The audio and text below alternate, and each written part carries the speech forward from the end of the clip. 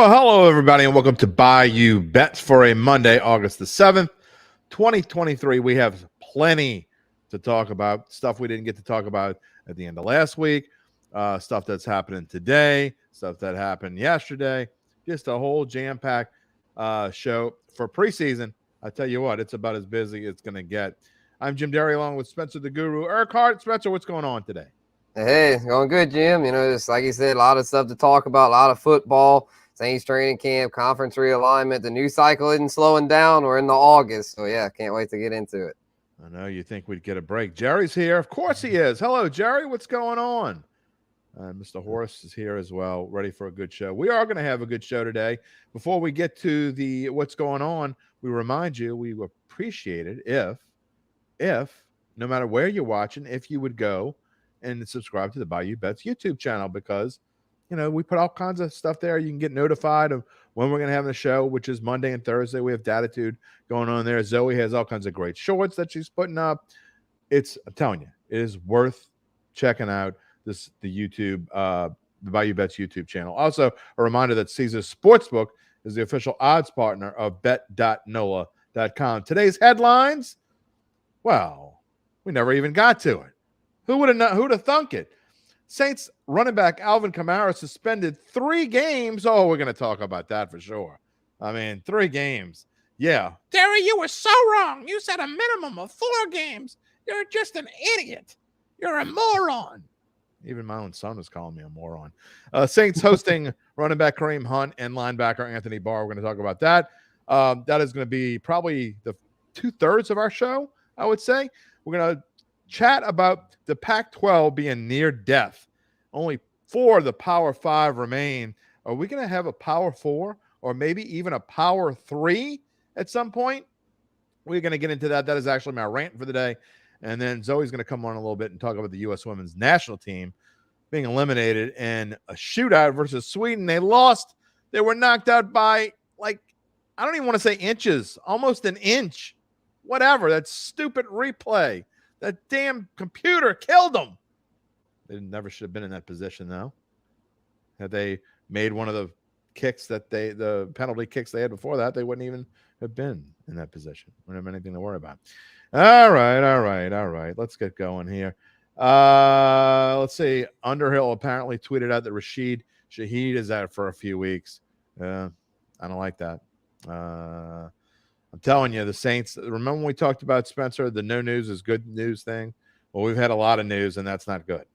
Yeah, too much news. And Demario Davis, another one. I know he's been reliable throughout his career, but he's getting up in age. And I think the Anthony Barr visit is a sign that the linebacker depth isn't where the Saints want it to be, as well as the running back depth, as we talked about. Kamara suspended early on, bringing in Kareem Hunt for a visit. So I know Jerry wants to sign him. I think they want to as well. They just got to work out the financial details. Well, I apologize if I'm moving a little slow, like back and forth. I tried to work on some things right before I went on here, and I think it's eating up some of my memory, my RAM here. So I'm no computer expert, so I'm trying to get back to speed. So if I'm like flickering across the screen, I'm probably better that way. I'm like a cartoon character or something. I don't know. Nola says, Jerry says that now U.S. soccer fans can see real football. Sorry, Zoe. I had to show that. Dang. Jerry throwing shade at the football. Well, I mean, one of the questions I'm asked Zoe later is anyone going to watch the rest of this stuff now? Uncle Big Nick is with us. He wants to talk about UBN. What's up, man? Best boxing match. I'm sorry, UBN, but we're probably not going to get the Ramirez. That's my rant. That's my rant. Oh, there you go. So we will get to it. At the end of the show. Stay till the end. Spencer's going to talk about boxing. No, really, baseball. This was the joke. It's a joke if you don't get it. Worlds collided. Yeah, lots of worlds collided. Something collided for going on. All right. Let's move on and talk about the Saints. And I want to go where we kind of left off on Friday on Datitude. And I said it on the podcast that it happens so often that I do a podcast with some subject of something going on, and then I hit the publish button, and within 15 minutes, a result of whatever I'm talking about is the result comes out. So, and I even said it was going to happen. So if you would have put a bet after the podcast was over and you listened to it quickly that the Kamara suspension was going to come out Friday, you won. Good for you, Ching. Now, getting to that, I'm interested to hear your take, Spencer. 3 games. You and I think you were a little lighter than me. You thought it would be 6 games, maybe down to 4 after an appeal of some sort. And I thought it was going to be 6 games with a minimum of 4. So we weren't that far off in the grand scheme of things. But your take on only getting suspended for 3 games. Yeah, I think he got very lucky with this. Got off pretty easy considering there was video evidence. But it definitely helped that he cooperated throughout the entire process, didn't slip up at all post the incident. So after the incident, he handled his business, and I think that helped in this decision. I feel like a lot of players tend to probably say the wrong things and not conduct themselves all that well, because it is kind of tough. I mean, when you do something like that to Sure. bounce back, and I feel like he made a mistake though, and to me, he should have paid a little heavier price for it. I feel like even though he cooperated and stuff, I feel like 3 games is pretty light considering it was there on video. He clearly threw a couple punches to where that should have been, to me, 6 games, maybe 5 since he cooperated. But the Saints and Dennis Allen even admitted it. 3 games seemed like pretty fortunate. So yeah, I think the Saints, can't complain. I think everyone involved. I think Alvin Kamara was doing a big whoosh dance in his house, den, or apartment, or whatever he lives in, condo, whatever it is. He was doing the happy dance, because I guarantee you the Saints were doing a happy dance. As you said, Dennis Allen not all but said, he said it. He said, we got off light. We got lucky with this one. And I think that anyone that saw the video, I've said this time and again, I know I've lost some Derry lovers. Not that there were any of those, but if there are fewer, because they didn't like what I had to say about Kamara. And I'm sorry if you don't agree with me, but that was light. I mean, that is ridiculous. And we kind of talked to pre-production. You want to compare what Alvin Kamara did, and it's similar, probably not on the same level as what Ray Rice did, a decade and a half ago, or however long it was. He was the same age as Alvin Kamara. He did it to his girlfriend, domestic violence issue, also on video. Not only did he get suspended, but basically it ended his career. And you can make, we're talking about whether his career would have been over anywhere or not. We don't know the answer to that. But he was 27 years old and his career was over. And so Alvin Kamara, similar situation on video, although obviously it being a man, an unconscious man, by the way, and he only got 3 games. So I don't understand where there's consistency. I'm not saying he should have been suspended. Well, I mean, I did say he should be suspended for a year. I'm not saying he should have been suspended indefinitely and banished to Never Neverland, because quite frankly, at Kamara's age now, we don't know how much longer he's got, which is going to lead us to our next topic in just a minute. But there's no question he got off light, and I think he's thanking his lucky stars. All right. If you look at these numbers on the bottom of the screen and how they affected the Saints' odds, well, they didn't affect them all that much. The only number that I see that's really different here, again, these numbers are from Caesars Sportsbook. There are different numbers other places. If you want to get the Saints at plus 4,000, shop around, you can find it. I promise you. But the only number I see that's really different is the Saints to win the NFC South has moved from plus 120 to plus 115. Not that big of a deal. Not that much different. Saints to make the playoffs, still minus 180. To miss the playoffs, I'm fairly certain it was plus 150 before. Yeah. So not a lot of changes, Spencer, just that the odds to win the NFC South ticked down just a little bit. I'd be surprised if anything else ticks down the rest of the way. Right. Yeah. To me, it kind of makes it, not that I was against betting the Saints to win the NFC South, but I always was saying that the Falcons and Panthers could offer value. I agree. And now with this slight change, especially the Panthers. Right. I forgot what they both were, but it was both, I believe, plus 200 or above. Oh, no, more than that. Yeah. I think Panthers are like both of them. Yeah, I think Panthers are like plus 300 or somewhere around there, and the Falcons actually a little more than that. I want to say they're like plus 400. I know Tampa Bay is like the plus 7 something range. So they don't waste the ticket on Tampa Bay. Oh, I agree. Play the NFC South. Play I'd say they're all at plus odds. If you like the Saints, you could play the Saints and then hedge with the Falcons and Panthers. If you're really going for value, then I wouldn't even recommend the Saints. I would just say Panthers and Falcons and hope that the Saints don't win it, because the Bucs, there's just no way. I mean, looking at their roster, and went on my rant last week about Baker Mayfield, just don't waste your time with them. They're poorly coached, poor quarterback play, poor offensive line play, and aging defense. Not it. I'll be getting to the Tampa Bay Bucs in my NFL preview section. First week of September is when we have the NFC South. Terrell's here. He says, "Who dat?" Well, I know Terrell's happy about the Alvin Kamara suspension only being 3 games. And this is the last thing I'm going to say on this before we move on, because I want to talk about Kareem Hunt and Anthony Barr. But can Saints fans now stop saying that the NFL hates the Saints? Can we just agree now? Maybe they hated Sean Payton. I don't know what it was. But this is like a gift. This is like an early Christmas present that Alvin Kamara only spent 3. Can we stop saying the NFL hates the Saints now? I mean, I've been screaming it for a couple of years, but oh no, you're a moron, Derry. They hate him. They just hate him. All right. Anyway, Kareem Hunt is at Saints camp along with Anthony Barr. What does this mean for the New Orleans Saints? We'll get your take, Spencer. I'll come back with mine, but Kareem Hunt can only help bolster a running back core. Again, Kamara going to be out for 3 games, but if they sign him, they're not signing Kareem Hunt for 3 games. They're signing him for a season.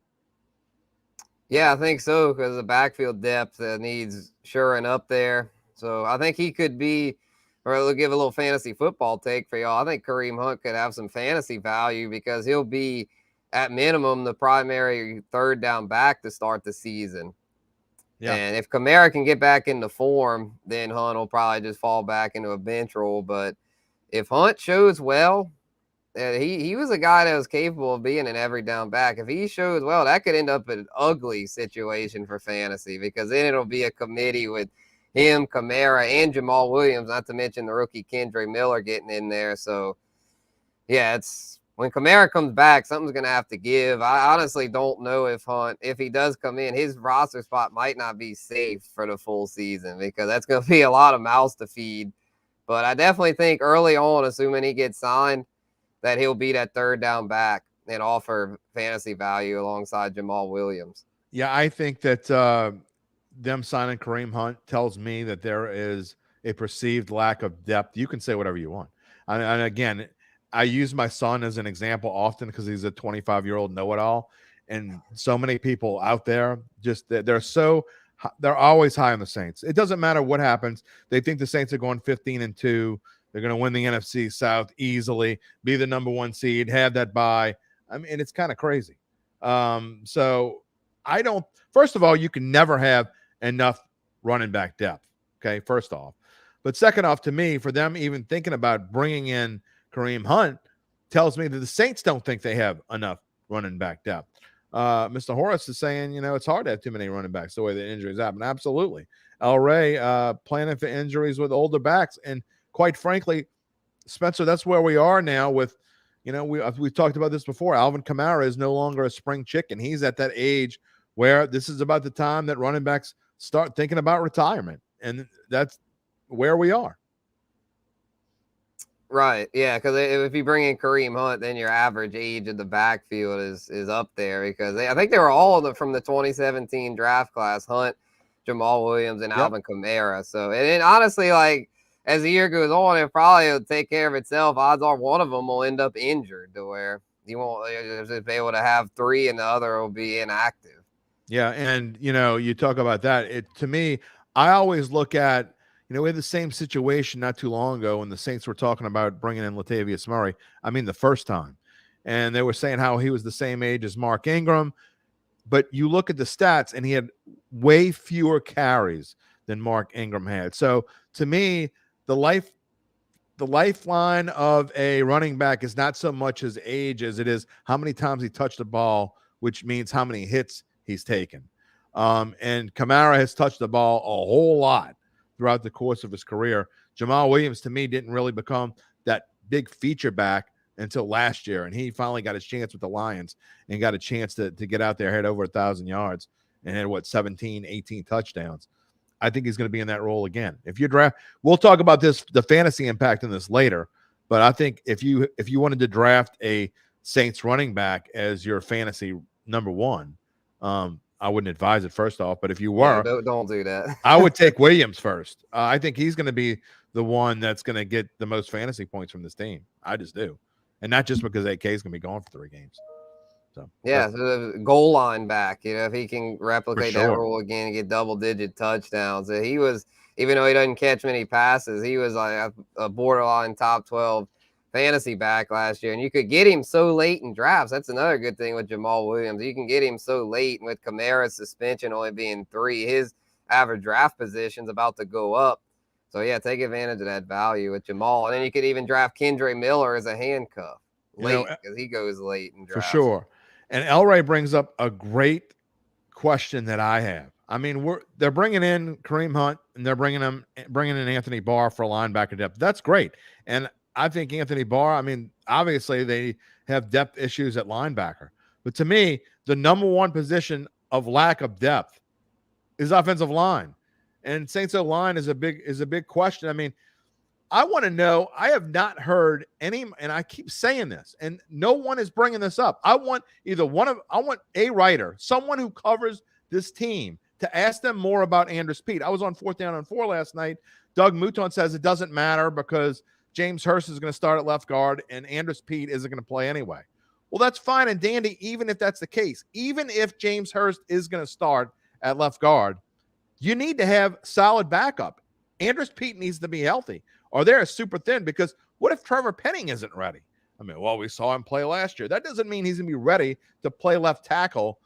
I think Hurst is kind of the backup plan there. To me, if Penning can't go, Hurst shifts over to left tackle. Peat is got to be in there and be ready. But no one's talking about whether he's healthy or not. Oh, it's no big deal. Saints are famous for not telling us what's going on, and nobody presses them on this. I want to know what the hell's going on. Yeah, and then it drags on, and it, like last year with Pete Werner, Marshawn Lattimore, Michael Thomas, just example after example of this, and really hope this doesn't happen again. I mean, Rashid Shaheed is another one now that's week to week, so it's I hate to say it, but it's looking like more of the same with these injuries, to where they better hope I agree they get these out the way before things really ramp up, because if you end up, they're going to go, 7-10 last year, 8-9. If they have a bunch of injuries again, it's going to be the same result. So they better get healthy. That's why I'm glad quickly. That's why I'm glad I saved the Saints for the end, because I got to be honest. As we go through these NFL team previews, and tomorrow we start the AFC West, Denver Broncos. Sean Payton is up tomorrow. I'm looking forward to it but I don't know what I'm going to say when it comes to the Saints. Because I honestly don't. When we get there, that's one that, there are some teams I could record now, and then barring some major injury, I could record it today and it could run September 8th and it would be fine. But not the Saints. I have no idea what I'm going to say about the Saints right now. Uncle Big Nick loves to poke and prod. He forgot how much he loved me complaining about Saints football. Saints football season is here. Yeah, well, we knew that already. You've been stuck in golf land. Horace is wanting to know what happened to Rashid. It is what injury did he have? Groin injury. And they said today that apparently Underhill's reporting that he's out for 2 to 3 weeks, which in the grand scheme of things, if that's all it is, that's fine. But those 2 to 3 weeks tend to lead to be longer than that. And I know Chris Olave has great speed, but that's not really the role he's necessarily wanting to play here. He's going to play a lot of different roles, but if you don't have a speed burner, then you're kind of forcing Olave to go back into that role, which then forces Michael Thomas. You better hope Michael Thomas is healthy, because your number 3 already a little banged up.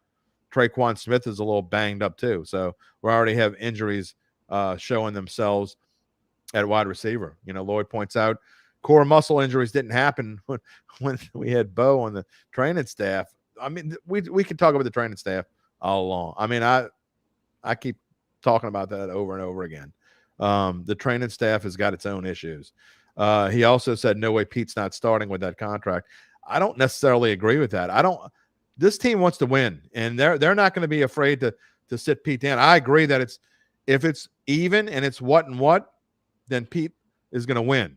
But Hurst, if they feel like Hurst is going to protect Carr's blind side and Penning is ready, then that's what's going to happen. So we'll have to wait and see. Obviously, a lot more coming up on this.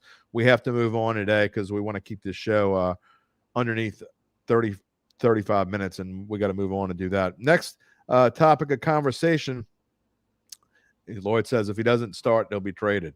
No one's going to want him. I was going to say, going to want that contract. Good luck with that. I mean, that's great in theory, but that's not necessarily what's going to happen because nobody's going to take that contract on. You'll get nothing for him. You'll have to eat some of that money anyway. So I don't see that happen at all.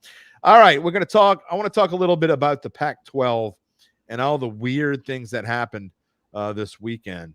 And for those of you who hadn't seen it, some departures from the Pac-12 and last-minute departures. Arizona State, and Utah going to the Big 12. Colorado had already announced, I believe, that it was going to the Big 12. Who's left in the Pac-12? I mean, they're begging. They're basically begging for Tulane behind the scenes. When you get to that point when you're begging for a Tulane, sorry, Tulane fans, I'm not trying to diss on the Green Wave, but other than football, what is Tulane really good at right now? And they have to prove that they're going to continuously be good in football and not just do it for a year. I mean, El Rey calls it a stampede, but Spencer, man, I think we can already go from saying it's the Power 5 to the Power 4. And I think the ACC is next. It's going to be the Power 3 soon enough. Right. Yeah. What's going to happen with the Pac-12, I feel like they'll just merge with the Mountain West, the schools like Boise State, Fresno State, Nevada, those kind of schools that are okay, but they're not.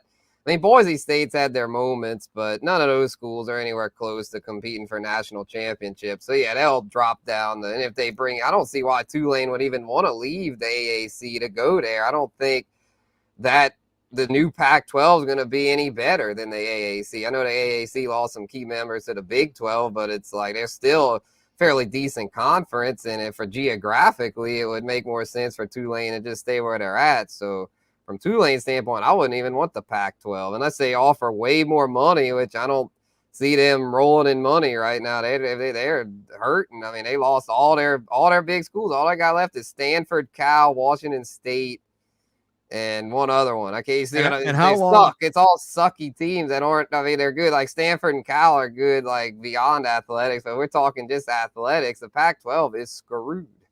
How long before an Oregon State, as Zoe points out? Yeah, Oregon State. Oregon State's the best one left. But how long before they jump ship as well? I mean, it's getting ridiculous. But to me, a major part, and I know we usually save our rants for last, but I got mine here before we finish the show off because it relates to this. This is where the NCAA football TV contracts are right now. The Big Ten just signed a contract with Fox, NBC, and CBS. 7 years, $7 billion with a B dollars. $7 billion. The SEC is probably wondering, wait, what the hell did we do signing a 10-year deal with Disney a year or two ago? It starts in 2024. By the way, this is the last year you'll be able to watch the SEC on CBS. So for those of you who were complaining about Gary Danielson for the last 15, 20 years, that's one less thing you'll have to be able to complain about anymore. 10 years, $3 billion. That seems like chump change. The Big 12 signed a $2.28 billion contract with Fox and ESPN that starts in 2025. And the ACC, quite a few years ago, they probably thought, man, we got over on everybody. A 20-year deal that lasts through 2035 for a mere $3.6 billion. You can laugh all you want, but that's basically $180 million a year? $180 million a year. That truly is chump change considering what the other team, what everybody else is getting. So my rant, Spencer, it goes on to this. These ridiculous college football contracts are going to pose, they are going to eventually pose as a major threat. You can't keep giving these kinds of contracts before the TV says, you know what, we can't do this anymore. We already see that ABC and Disney are bleeding. They are cutting their personnel, all these big names that they're having to whack, get rid of these contracts because they don't have any money. They're having to borrow money and they're still making these contracts. It's going to be first off, maybe the death of ABC and Disney, or they may have to sell off little bits and pieces. Secondly, we kind of talked about a pre-production. When will we do we think we're going to see some of these teams, some of these schools go off and just say, you know what, we're going to become independents? I'm not saying LSU would ever do such a thing, but you could see an Alabama or an LSU saying, you know what, we'd make more money if we were on our own and start our own TV network, kind of like Texas is doing, but still in the SEC, reaping the rewards of both worlds. So at some point, all these things are going to collide, and it very well could be, it's not going to be the end of college football, but it's going to change a lot of things, and you worry about where all this is going. Definitely. Yeah, it's inevitable that things are gonna change. I think it's gonna eventually cause a split between schools like LSU and Alabama and the rest. It'll be like an exclusive club or whatever. Probably like the Power Three, the elite I think SEC, it will be. Big 10, Big 12, all those elite teams will form their own thing and break off from the NCAA. Because they won't need the NCAA anymore. It's like they've outgrown them. They're more valuable to the NCAA than the NCAA is to them. So I think eventually, I don't know, it might be 5, 10, 20 years, not sure when, but probably less than that. I mean, probably more like 5 to 10 years that they're going to break off and just start their own thing and get, as El Rey said, either Apple or Amazon to back them up. And then they'll be able to get out of those lengthy contracts with those, the networks, the older networks. Yeah, and Lloyd points out it worked well for Notre Dame, and even Notre Dame today, nowhere near as relevant as they used to be, but they still refuse to go into a conference for football because they're still making the money. Spencer, the NBC deal. Yeah, I mean, they're still making their money. So why would they join? They would rather make the money than win a national championship, and that's kind of where we're going. I think a lot of these schools would rather make millions/billions of dollars than win a national championship. I mean, why in the world does Texas still make all this money? I mean, they're barely relevant anymore. So I don't know. It's these contracts. To me, you look at these numbers. The Pac-12 deal expires at the end of the school year, $250 million a year. And to me, that's kind of my point, which is why the schools are leaving. They see that this deal is gonna expire. I'm sure they know that behind the scenes that they're not going to make that kind of money anymore. Michael Roby asked, do we see Tulane moving to another conference? Absolutely. I think that's kind of part of all this, Spencer. I think that, if the Pac-12 survives, I absolutely see Tulane becoming a member of the Pac-12 at some point in the near future. Well, the Pac-12 have the money, though. Like I said earlier, it's one of those things, unless the Pac-12 also offers them a lot more money, I don't see why they'd want to leave the AAC. I mean, the AAC is just as competitive and makes more sense geographically. So unless the Pac-12 gets maybe Apple, you never know. Like I say, Apple and Amazon are sitting on a lot of cash. If they come in and want to revive the Pac-12 or something, then maybe. But I don't see why they'd think maybe other schools like that would be. Maybe other schools join the AAC. Maybe you see a Stanford or a Cal join the AAC. Right. So honestly, I don't see Tulane moving. I see more big changes ahead, put it that way. Whether it's Tulane leaving the AAC or other bigger schools that might not have joined the AAC before. But the problem with the AAC, Spencer, is, losing to Cincinnati and losing to Houston, to me, that's a big deal. I mean, that kind of takes away a little bit of your rep. It's one of the reasons why, look, again, nothing against Tulane, but Tulane's the overwhelming favorite in the AAC. I think they're like plus 200 to win the conference this year. Not just because, they were able to go to the Cotton Bowl and beat USC, but because they are head and shoulders, program-wise, kind of above where everyone else is in that conference right now. Yeah, that's a good point. I mean, you still got schools like Memphis that are pretty solid, but yeah, overall it's not as strong of a conference. So yeah, if anything, they need to try to scoop up the Pac-12 teams before the Mountain West does. Yeah, I agree. All right, before we get to Spencer's rant, I want to talk a little bit about soccer and the U.S. women's national team. You want to talk about a disappointment. And honestly, I don't know if there was more of a disappointment than what we saw with the U.S. women's national team because, man, just the way that it ended, had chances to win and just couldn't pull it off. We're going to bring in Zoe Collins Rath to talk about it a little bit. And there she is. Zoe, welcome to the show. Hey, y'all. How you doing? Oh, we're doing okay. We're doing better than Megan Rapinoe and the rest of the team. What the hell? How did that happen? I went coaching, and I think two things can be true. I think the rest of the world can catch up to the caliber of the U.S. women's national soccer team, and they also can have terrible coaching and not play their best and probably play their worst FIFA World Cup in probably the history of the tournament. They had opportunities to score, but the Swedish goalie was just rock solid. And if you put kicks in easy spots for her to get, odds are you're not going to score on any of them. No doubt.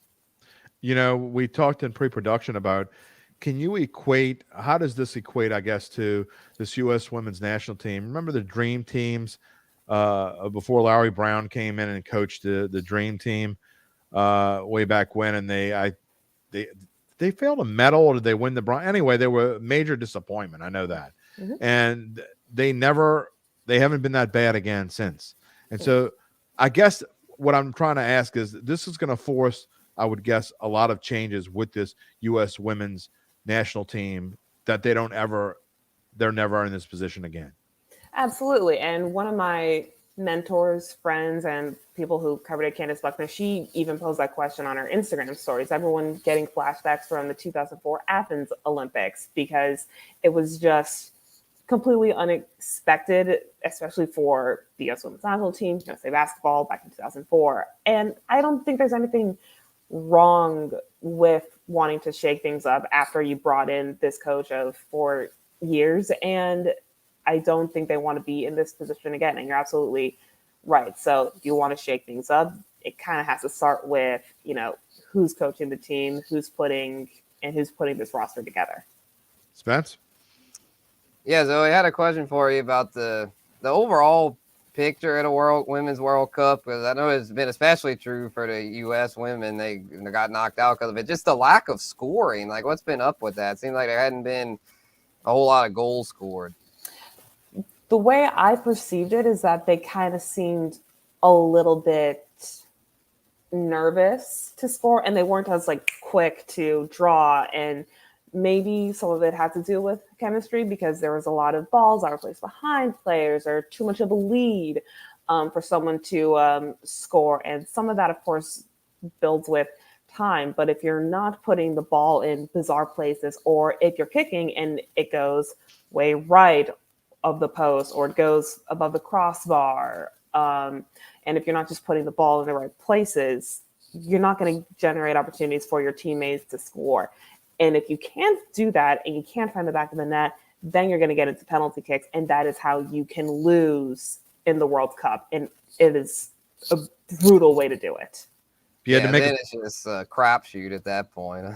Exactly. If I was going to ask if you had to make a pick right now, one of these 4 teams on the screen or someone else?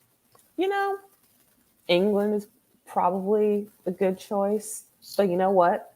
This World Cup has lost the U.S. women, Brazil, Germany, and I'm drawing another one. So you know what? Be bold. I'm going to be rocking with Jamaica for the rest of the World Cup. Nice. Yeah, man. Yeah. Let's go, Jamaica. I'll put a buck on them. Yeah, why not? It's the first time Bob Marley's daughter financed their first trip, and they weren't expecting it to make it this far, so they had to put up a GoFundMe.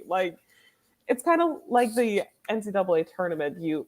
When all the favorites are gone, you're like, you know what? Let's redo the bracket and let's just go wild. I'm all about it. Well, thank you. And I'm sure we'll probably talk more about the Women's World Cup when they get to the championship round or semifinals round. And we're going to make you pick someone then. You're going to have to pick someone. You can't just say, have fun and whatever. You're going to have to.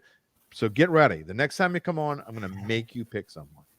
You can't just bring me on for some WNBA, some women's basketball or something. Yeah, but I'm going to make you. The next time you come on, no matter what you're talking about, I'm going to force you to make a pick. Okay, fine. Yeah, Jamaica's the thing. There you go. All right, $1, whatever the hell. Yeah. Thank you, You're Zoe. welcome. Thanks, Zoe. All right, Spence. It's well, that's not. There we go. There we go. There we go. There we go. All right, we have got to that point of the show where I want to hear about your rant, because there was some fun stuff going on this weekend in baseball. You know, besides the fact that my Cubs are, you want to talk about fighting, my Cubs have fought their way back. They beat the Braves 2 out of 3.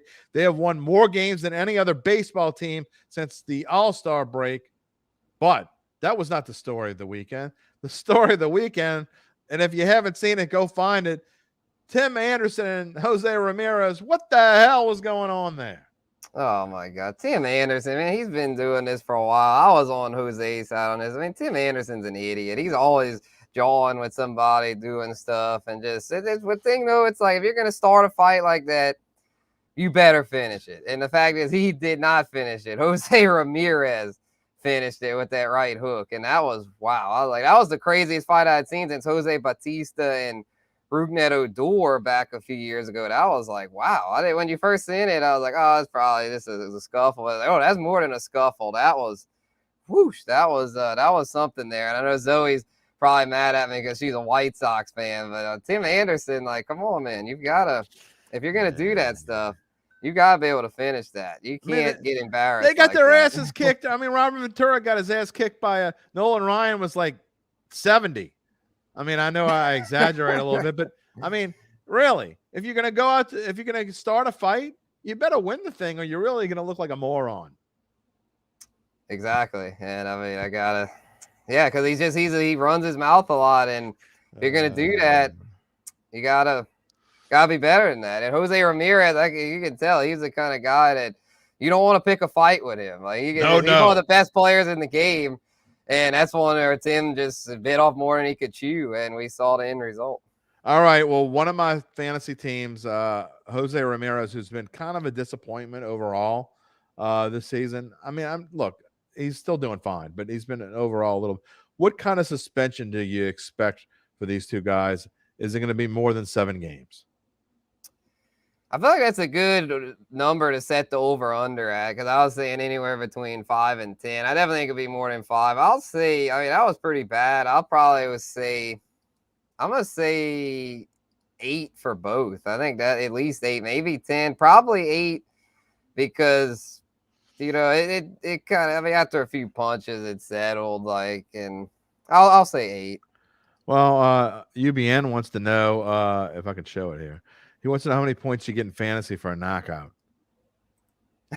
You should get, Jose Ramirez. You ought to get something. Yeah, you should get some bonus there. I like the perfect game bonus for pitching. Well, look, and bonus. And again, for those of you who aren't really baseball fans or haven't watched ESPN this weekend or whatever it is, if you haven't seen what we're talking about, go find it. It is easy. I don't know if is UBN predicting, or he said, or he already knows Tim Anderson got 6 games. Yeah, he might get a little less, but I mean, he started it though. I mean, they should both predictions.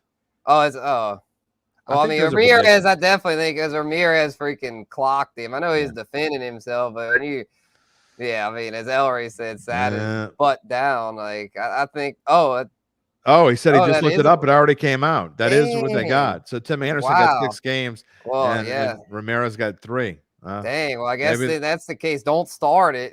Don't start it, because Tim Anderson definitely started that. Well, I mean, it sounds like whoever made the Kamara decision was making that one for Jose Ramirez. They're getting more lax with these suspensions. That's another thing we could talk about. Let them play like it's the Wild West. Yeah, that's what I'm saying. They gotta let them next time bring a baseball bat out to second base. If you don't like what somebody said, just whack them. I mean, it's kind of a slippery slope, honestly. I mean, I could do a little mini rant on this about how it's like they're starting to let more things slide because they know that's what people want for TV. But I know Zoe's telling me to wrap it up, so we'll end it on that. All right. Well, that is gonna. Speaking about wrapping it up, we're already past the point where we like to be, but we had such a jam-packed show. It is what it is. We are glad you joined us. We will be back on Thursday for Bayou Bets, where we'll have more talks. Hopefully not about fights. Hopefully not about suspensions. We want to just talk about football and whatever else comes up. We want to have happy joy talk. Not what we've had today. I mean, today was kind of like messed up stuff. And by the way, someone better tell me what the hell's going on with Andrew Speed by the time we come on the air on Thursday. That's all I have to say. You think it's going to happen, Spence, or not? I've got faith in our Saints All team. Luke, Rod, Jeff, they'll get to the bottom of it. All right. Well, that's going to be about it. We will be back Thursday at 4 o'clock, as we always are, on all these same social media channels. And then Friday's Datitude. I do not know who my guest is just yet. And then, of course, previews, NFL team previews, Denver Broncos in the AFC West. We pick that back up tomorrow. Kansas City Chiefs are on Wednesday. The Chargers and Raiders Thursday and Friday. We thank you for joining us. Thank you to Spencer the Guru Urquhart and Zoe Collins Rath behind the scenes. She was also in front of the scenes today, partly. I'm Jim Derry. We'll see you on Thursday. Peace and love, my friends.